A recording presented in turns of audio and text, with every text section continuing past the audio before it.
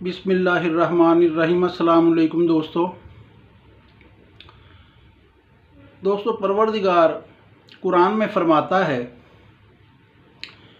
कि किसी इंसान में ये ताकत नहीं कि अल्लाह के हुक्म के बगैर मर जाए। यहाँ अगर मौत के हवाले से कोई वसवसे हैं हमारे, तो वो यकीन की कमी की वजह से हैं। परवरदिगार के हुक्म के बगैर ये सारी कायनात मिल के किसी को मार नहीं सकती।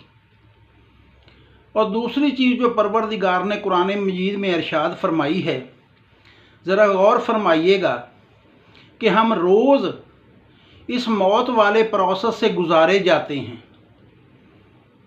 और जब तुम, कुरान कहता है, परवरदिगार फरमाता है कि जब तुम सो जाते हो तो हम तुम्हारी रूहों को कब्ज़ कर लेते हैं, फिर जिसकी चाहते हैं रोक लेते हैं और जिसकी चाहते हैं लौटा देते हैं।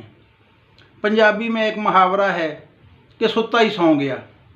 ये वही प्रोसेस है कि हर रोज़ मौत के इस अमल से हमें गुजारा जाता है कि जब तुम सो जाते हो हम तुम्हारी रूहों को कब्ज़ कर लेते हैं, फिर जिसकी चाहते हैं रोक लेते हैं, जिसकी चाहते हैं लौटा देते हैं।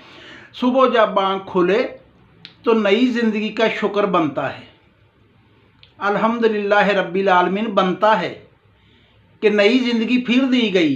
ये रोज़ का प्रोसेस है।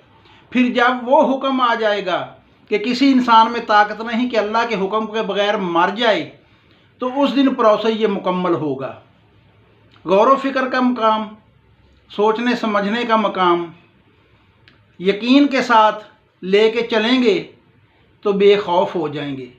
बहुत शुक्रिया, सलामत रहें।